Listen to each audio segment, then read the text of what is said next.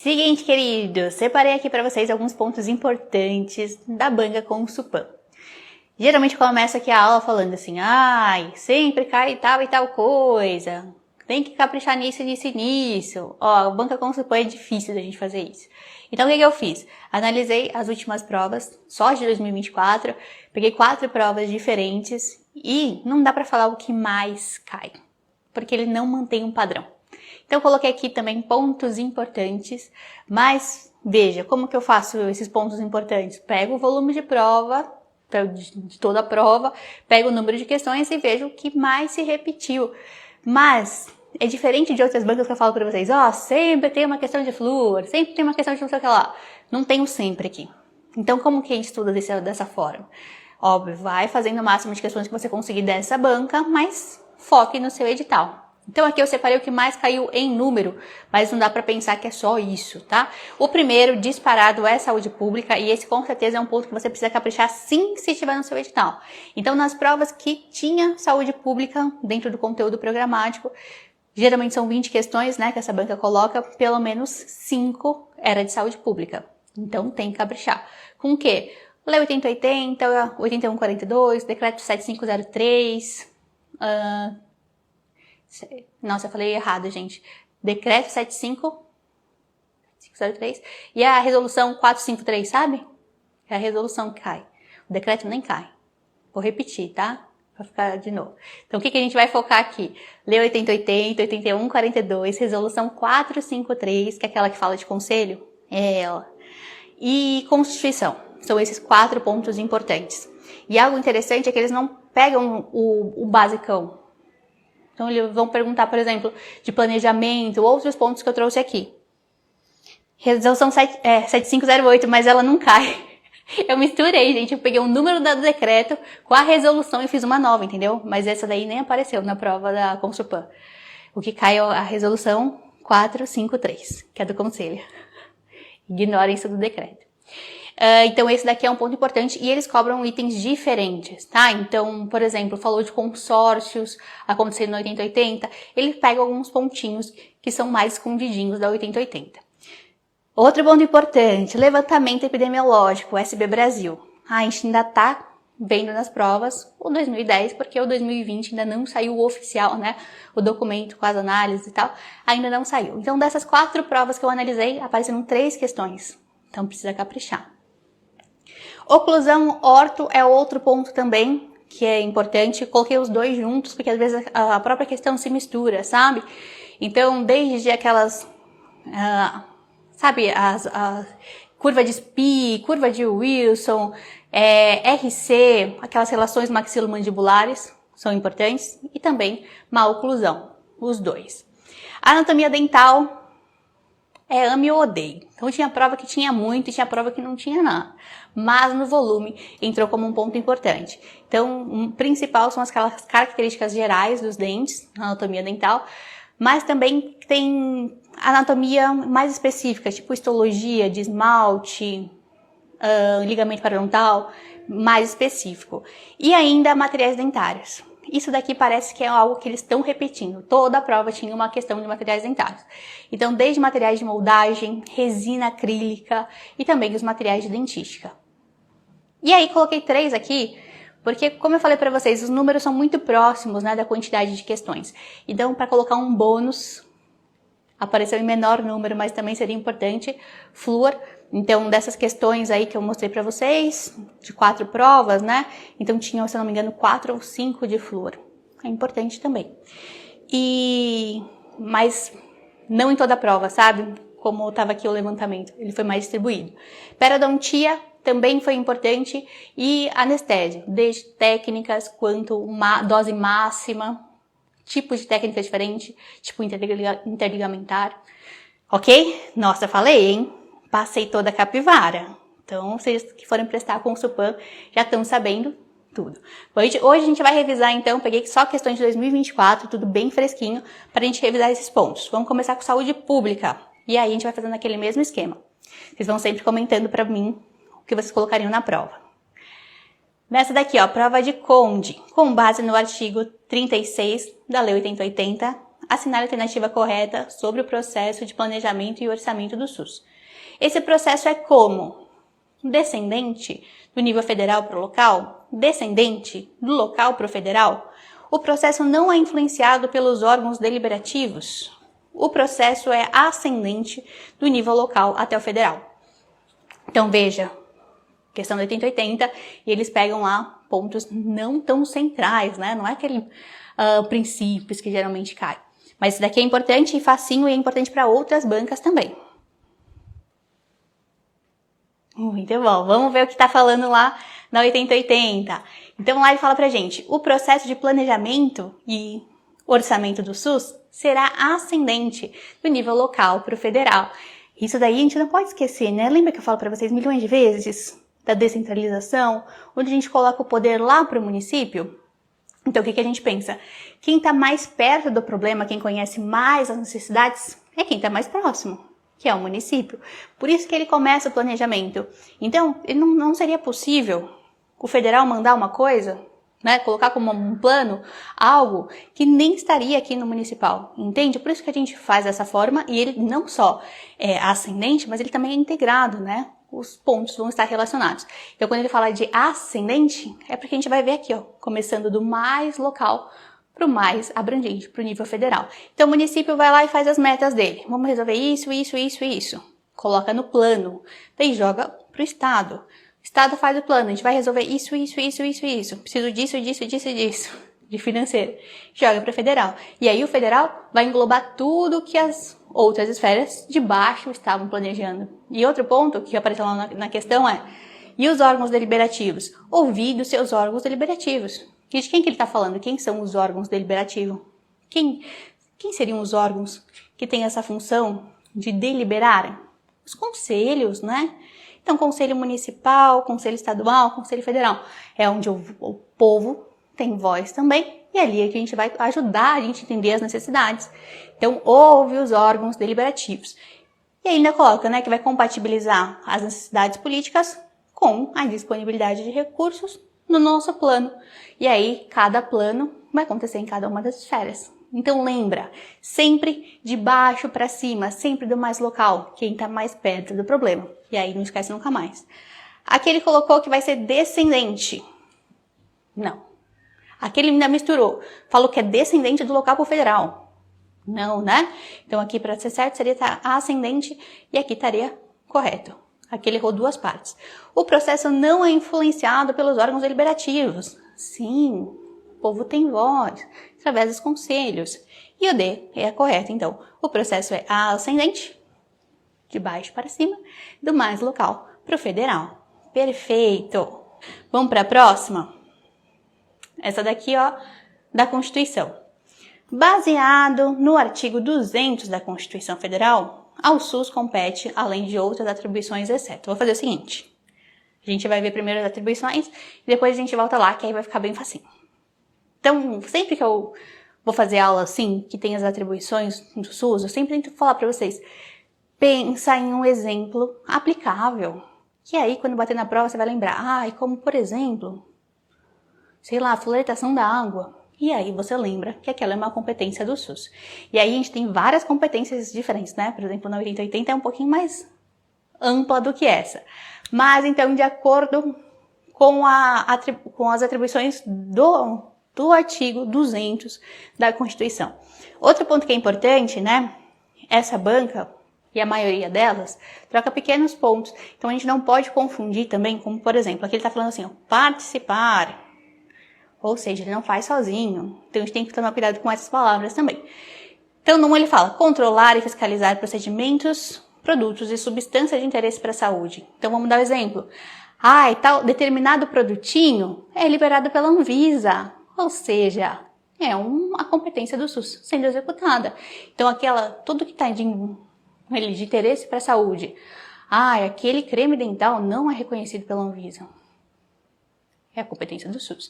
E ainda, participar da produção de medicamentos, equipamentos imunobiológicos, hemoderivados e outros insumos. Então, aqui é participar, né? Não é que ele faz sozinho também, mas como que seria um exemplo de, por exemplo, medicamentos, Que nem a gente tem na instituição Oswaldo Cruz, Instituto Butantan, que faz, sei lá, vacina, faz soro, né? Por exemplo, o Instituto Butantan, que faz soro específico. Tudo isso está participando dessa produção, né? Então, é mais um exemplo. 2. Executar as ações de vigilância sanitária e epidemiológica, bem como as de saúde do trabalhador. Isso daqui é o mais fácil, né? Então, saúde, vigilância sanitária. A gente tem todas as normas lá do CRO, de como que vai fazer a descontaminação, que tem que ter autoclave num espaço determinado. Tudo isso é a vigilância sanitária sendo executada também. 3. Ordenar a formação de recursos humanos na área da saúde. Então, aquilo que eu sempre brinco, se a gente aprende SUS na faculdade, não é porque a nossa faculdade é boazinha, não. É porque tem ordem do SUS também. Então, eles podem até, quando se ordenar a formação, por exemplo, tá com uma falta de enfermeiro no mercado. Vamos supor que isso está acontecendo. Não está sendo compatível com as necessidades. Eles podem até fazer estímulos para conseguir suprir essa necessidade. Então, essa formação ali, né, se ordenar os recursos humanos, também tem esse ponto. No 4, participar da política de execução das ações de saneamento básico. E veja, participar, né, porque não faz sozinho. Mas como o saneamento básico entra numa das formas de fazer promoção de saúde, o SUS entra também. 5, incrementar em sua área de atuação desenvolvimento científico e tecnológico. O que ele está falando aqui? Que o SUS também precisa estimular, até financeiramente, pesquisas, porque senão como que a gente vai conseguir evoluir? Então tem que ter esse estímulo para o desenvolvimento científico também. Outro exemplo legal, na época que estavam desenvolvendo vacinas, tinha o estímulo também. E aí, ó, só vai até o 8, então é de boa. Essa listinha aqui da Constituição é muito tranquila. 6, fiscalizar e inspecionar alimentos, seu teor nutricional, bem como bebidas e água para consumo humano. Por exemplo, a gente fiscalizar ali a concentração de flúor na água, o SUS sendo aplicado. Participar do controle, fiscalização da produção, transporte, guarda e utilização de produtos psicoativos, tóxicos e radioativos. Então, por exemplo, quando a gente faz lá uma prescrição de medicamento benzodiazepínico, por exemplo, a gente tem uma notificação de receita, tudo isso é controlado de uma forma diferente. É essa atribuição aqui, esse ponto da nossa Constituição que mostra que isso está sendo executado. Radioativo, tudo vai seguir o mesmo princípio. E aqui no 8, colaborar na proteção do meio ambiente também. E veja que é o meio ambiente do trabalho, né? E é colaborar, porque a gente tem o Ministério do Trabalho que também vai estar junto. Ok? Então são esses 8 bem tranquilo. Agora vamos lá, vamos voltar. Vou ler junto e aí vocês falam comigo o que vocês colocariam na prova. Executar ações de vigilância sanitária e epidemiológica, bem como a de saúde do trabalhador. B. Participar da formulação da política e da execução das ações de saneamento básico. C. Fiscalizar e inspecionar alimentos, compreendido o controle de seu teor nutricional, bem como bebidas e águas para consumo humano. D. Controlar e fiscalizar procedimentos, produtos e substâncias de interesse para a saúde e participar da distribuição de medicamentos, equipamentos imunobiológicos, hemoderivados e outros insumos. Vão me batendo? Ó, ações de vigilância sanitária e epidemiológica com a saúde do trabalhador. Tá lá descrito? Tá, ó. Aqui, ó, o nosso segundo, que eu dei o exemplo lá das normas de esterilização, por exemplo. Então, esse tá certo. Participar da formulação de política de saneamento básico, que eu até falei para vocês. Faz parte da promoção de saúde, tá aqui. Fiscalizar e inspecionar o teor dos alimentos, como por exemplo da água fluoretada, ok. Mas aqui, na D, onde que mora o problema? Nessa palavra. Foi só uma palavra de diferente. E esse é o problema de quando a gente pensa em questões que são copiou e colou da lei. Então, às vezes, é algo que até faria sentido, que talvez até aconteça na prática, mas é copiou e colou. E se tem um pontinho diferente, acabou. E aqui a palavra certa seria produção, ó. Então, vai participar da produção desses medicamentos. A distribuição de alguns deles vai acontecer? Até vai. Mas o que está falando aqui nas atribuições principais? É produção. E aí é isso e ponto e acabou. Não tem recurso, não tem nada. Mudou uma palavra, tá errado. E aqui foi essa distribuição. Então o gabarito era D. Ok? Vamos lá para a próxima. Na 3, vamos lá de levantamento epidemiológico. O último levantamento epidemiológico sobre as condições de saúde bucal do brasileiro, realizado no país, o SB Brasil 2010, traz informações importantes no tocante às condições periodontais. Considerando a população brasileira total, em que faixa etária está o maior percentual de presença de bolsas periodontais, rasas e profundas? Essa daqui, ó, pode ser chutão, não tem problema. Coloca aí. O que vocês colocariam na prova? Eles colocaram as duas opções que eu queria, esses dois últimos. E aí, já tá com uma filosofia mais correta, né? Veja, pra gente ter problema periodontal, ter bolsa acontecendo, a gente precisa de um tempo daquela doença. E geralmente, a gente vai acabar vendo isso acontecendo em pacientes adultos, né?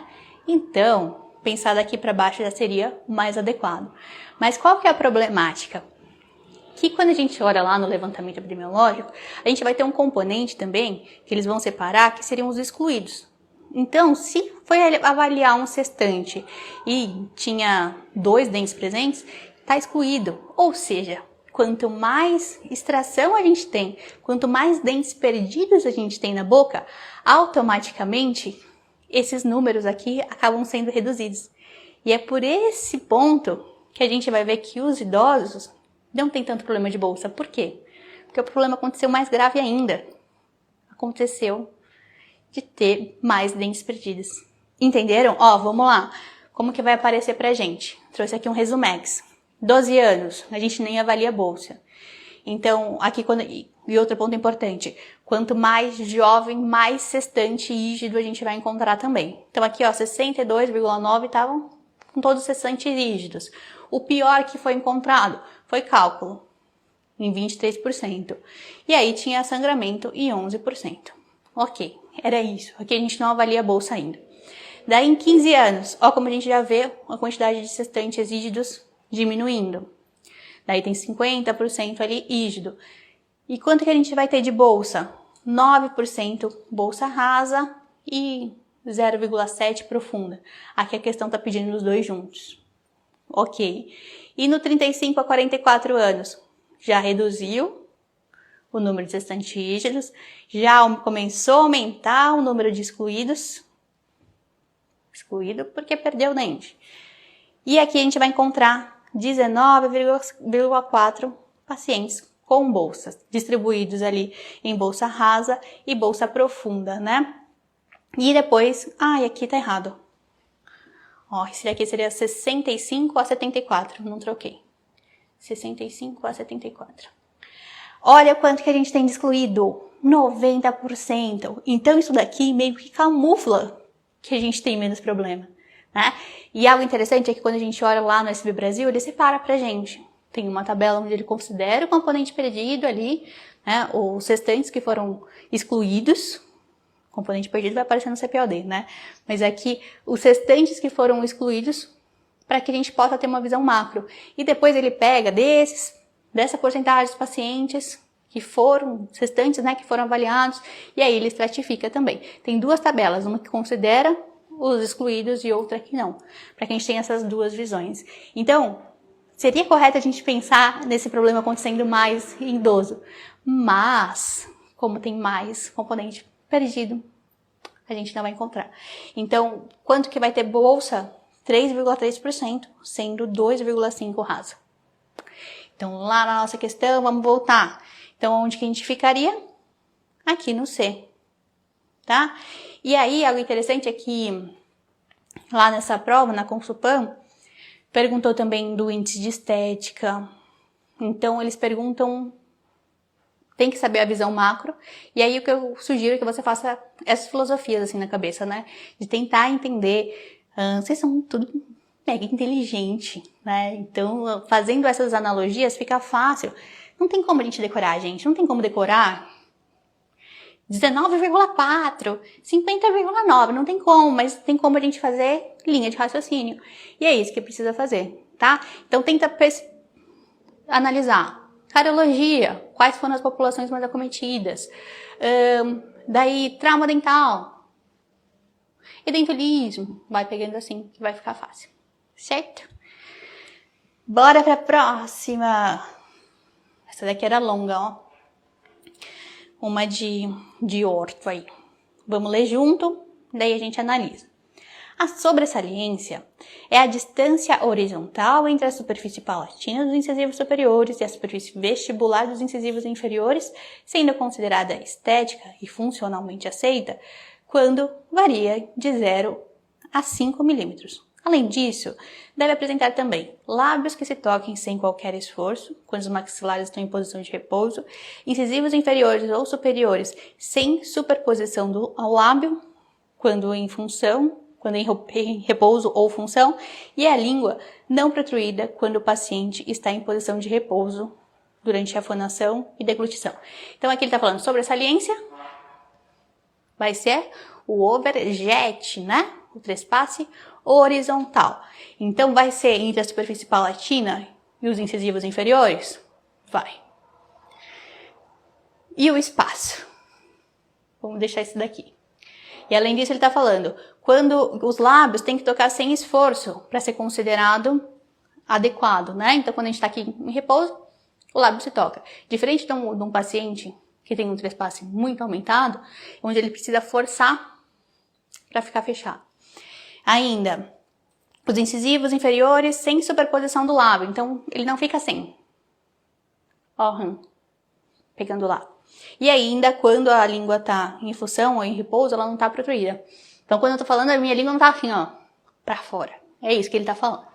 Ok. Daí, nas opções ele coloca, o enunciado tá totalmente correto. Ou ele tá parcialmente falso, porque a ausência do toque sem esforço dos lábios não é requisito para uma sobressalência aceitável. C. O enunciado está parcialmente falso, pois a proteção da língua em repouso, fonação ou deglutição, não é requisito para uma sobressalência aceitável. E D. O enunciado está parcialmente falso, pois a sobressalência deve variar de 0 a 3 para ser considerada aceitável. Aqui ele colocou igualzinho do livro do Guedes Pinto de Odontopediatria, quando vai analisar essa dentição mista. E ele descreve assim, ó. E está igualzinho. Então, ó, o desenho, só pra gente reforçar, né? Sobremordida seria quando o espaço vertical. E sobresaliência, o horizontal. Então, ele descreveu correto. Ele colocou pra gente que vai ser, então, entre a superfície palatina do incisivo e a superfície vestibular dos inferiores. Ok? Então, esse daqui tá igual à nossa questão. É considerada normal ou estética e funcionalmente aceitável quando estiver de 0 a 3 milímetros. E a nossa questão estava falando 5, né? Então, encontramos um erro. E ainda vai considerar quando os lábios se tocarem sem esforço. Então, isso está correto. Quando os incisivos, ou superiores ou inferiores, não estão em superposição ao lábio. Então, que nem aquilo que eu mostrei para vocês, né? Não fica, quando está em repouso, não fica aparecendo no lábio, seja superior ou inferior. Então, esse está correto de acordo com a nossa questão também. E a língua não pode estar protruída, tanto no repouso quanto em função. Então, vamos voltar à nossa questão? O único ponto que eles erraram seria aqui. O restante está tudo corretinho, né? Então, tá totalmente correta? Não tá. Tá falso, porque a ausência do toque, sem esforço, não é requisito para uma sobressalência aceitável. É requisito e tem que ter toque, né? É requisito e tem que ter o toque sem esforço. O enunciado está parcialmente certo ou parcialmente falso, pois a protrusão da língua em repouso, fonação ou deglutição não é requisito. É requisito. E a D, parcialmente falso, porque deve variar de 0 a 3 para ser considerado aceitável. Certo? Se tiverem dúvida, vão mandando aí. Próxima. Essa daqui é de anatomia dental. Sem problemas. E essa eu quero saber a resposta de vocês. Sobre a anatomia dos dentes, assinar a alternativa correta? A. Ponte de esmalte é uma eminência linear que une cúspides, interrompendo um sulco. Vou deixar vocês lerem. E aí vocês colocam pra mim o que vocês colocariam no comentário. Então, ó, vamos lá, ponto por ponto. Na ponte de esmalte é uma eminência linear que une cúspides, interrompendo o sulco principal? Sim. Essa daqui tem uma aula lá no YouTube, viu? Eu até peguei esse pedacinho lá do slide do YouTube. Então, vai ser justamente essa eminência que une as cúspides, ó. Passa aqui, é eminência, né? Ele é elevadinho. E vai interromper o sulco principal que estaria passando aqui. E aonde que a gente vai ter isso?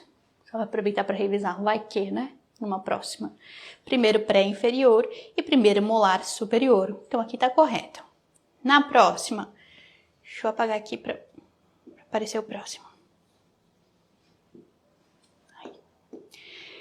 B. O cíngulo é uma depressão na face lingual de incisivos e caninos. Cíngulo é depressão? Não, é saliência, é elevado, né? E aqui o restante estaria certo, mas não é depressão. Na C ele fala, não há crista marginais nos molares, e depois ele repete ainda que nos incisivos também não vai ter. E na verdade a gente tem nos dois, né? Então o que seria a crista marginal? Vai ser uma eminência linear, romba situada na borda mesial e distal, na lingual de anteriores e na oclusal de posteriores. Vai evitar então que os alimentos escapem e ainda protege a área de contato. Aqui acontecendo então na superfície lingual dos anteriores, aquela parte elevadinha, né? Como a gente pode ver aqui também, por exemplo. Essa parte mais elevadinha. E quando a gente for ver em dentes posteriores, vai acontecer aqui, assim, ó. Muito bom. Então, não há nos molares? Não há nos incisivos? A única incorreta, então, seria a alternativa A. A única correta seria a alternativa A. Bora para a próxima. Materiais de moldagem. Isso daí não cai assim com tanta frequência, né, nos concursos. Mas aqui apareceu em 2 questões de material de moldagem especificamente, né, na Consupan. Mas de materiais dentários no geral, até aquelas propriedades dos materiais e tal, apareceram em mais questões. Então vale a pena ver. Essa também, já assisti essa aula lá. Muito bom! Então vamos lá, essa daí eu quero saber de vocês também, mas tem tabelinha. E tudo que tem tabela fica mais fácil, né? Depois a gente vai colocar uma tabela e quem não tinha decorado vai decorar. Os materiais de moldagem usados atualmente podem ser classificados de acordo com a sua composição, seu mecanismo de presa, reversível e irreversível, suas propriedades mecânicas, elástico ou inelástico e suas indicações. Assinale a correta. E aí ele está separando pra gente que o OSE vai ser um material inelástico, reversível. Que a Godiva vai ser inelástico e reversível. Que o alginato vai ser elástico e reversível. Ou que o alginato também vai ser anelástico e irreversível. O que vocês colocariam? Joia! Vamos lá, para nossa tabelinha. Então, ó, para separar elástico, anelástico, peguei essa tabelinha lá do livro do Philips, Materiais Dentários, e também coloquei aqui a definição, só para a gente ter aí salvo também. Então, elástico, incapaz de apresentar deformidade, sim. Não, gente, coloquei a seta errada. Quando eu for colocar os slides para vocês no story, eu vou corrigir, tá? Então, ó, o elástico é o flexível, beleza? E o anelástico é esse. Então, ó, anelástico não é elástico. Ele vai ser incapaz de apresentar deformação elástica sob tensão, né? Sem fraturar. Ou seja, quando ele endurece, vira pedra. Então, quando que a gente vai poder usar esse tipo de material? Pode usar quando tem dente? Não, só se você quiser arrancar tudo, né? Então, não pode. Pode usar em área retentiva? Não pode, porque senão depois que endurecer, não sai da posição nunca mais. Então, a gente só pode usar em paciente desdentado total e que também o rebordinho não fosse retentivo. Daí é uma indicação. Agora, os elásticos, material é flexível e pode ser deformado, retornando à sua forma original quando a tensão for eliminada. Então, esse daqui a gente pode usar quando tem dente, material quando é retentivo, ok? E a gente ainda vai separar se ele é irreversível ou se ele é reversível. Basicamente, pensa assim, a ação dele é por calor? Os que são por calor, onde a gente consegue manusear ele depois que a gente aquece, e ele vai tomar presa depois, quando vai esfriando, eles são reversíveis. Por quê? Aqueceu de novo, ele volta à posição, né? Agora, quando ele tem uma reação química, ele vai ser irreversível. A gente não consegue com que ele volte ao seu normal. Tem que pensar que eu consigo usar o material de novo. Usei um alginato, eu consigo aquecer ele. Deu tudo errado. Fiz uma moldagem, deu uma porcaria. Vou ter que fazer de novo. Eu consigo utilizar aquele mesmo material? Não consegue. Então é assim que a gente vai pensar em quem é irreversível. Agora, o que é reversível, tipo Godiva, a gente pode, ficou ruim a moldagem, vou fazer de novo. Eu consigo utilizar de novo? Consegue. Só você aquecer e vai utilizar de novo o material. Pensa assim que não tem erro. Então, separando quem vai ser anelástico e irreversível. Gesso Paris e o Ozzy. Mais nada. E quem vai ser o térmico, que é anelástico? Godiva. O restante. Decora aqui o elástico reversível, que vai ser o agar, né? O hidrocoloide reversível. Decora ele e ponto, porque todo o restante vai entrar aqui. Alginato, que também vai ser chamado de hidrocoloide irreversível, né? Polissulfeto, poliéter, silicona, todos eles vão entrar aqui e aí fica fácil. Vamos voltar lá para nossa questão então. O Ozzy, ele vai ser um material anelástico? Anelástico. Mas reversível? Não, ele é irreversível. B. A Godiva é considerada um material anelástico. Ok. Irreversível? Não, ela é irreversível. A gente consegue aquecer. C. O alginato é considerado um material elástico. Certo. Irreversível? Certo. E na D? O alginato é anelástico e irreversível. Irreversível ele é, mas não é anelástico. Tá? Então aqui, resposta C, vocês acertaram. Queridos, então era isso que eu separei pra vocês. Espero que vocês tenham gostado. Lembrando que essa daqui é uma gravação de uma live que aconteceu lá no meu perfil do Instagram. Toda segunda-feira, às 8 horas, eu entro ao vivo pra fazer alguma live que os próprios seguidores decidem. Então, se você não tá lá, você tá perdendo. Toda segunda, às 8 horas. No @dentista.concursada. E mais, se você gosta da minha aula, quer ter mais aulas como essa, também tem um preparatório chamado Método Odontopódico, sempre vou convidar você para vir, né? Então esse daí é o curso todinho preparado para te levar para sua aprovação. A gente tem aula de tudo lá, odonto, saúde pública, legislação, informática, redação, português, tudo começando do zero. Depois de cada aula tem questões daquele tema para você treinar, tudo mastigadinho. E ainda a gente tem resolução de provas, onde eu pego as questões da prova inteira, tudo de odonto e saúde pública, e respondo como eu respondo aqui com vocês, em vídeo. Hoje, nesse momento onde eu faço esse vídeo, a gente já tem mais de 140 bancas diferentes resolvidas lá dentro. Mais de 3.500 questões resolvidas em vídeo. Então, se tiver alguma banca, grandes chances que você quer, grande chance que tenha lá.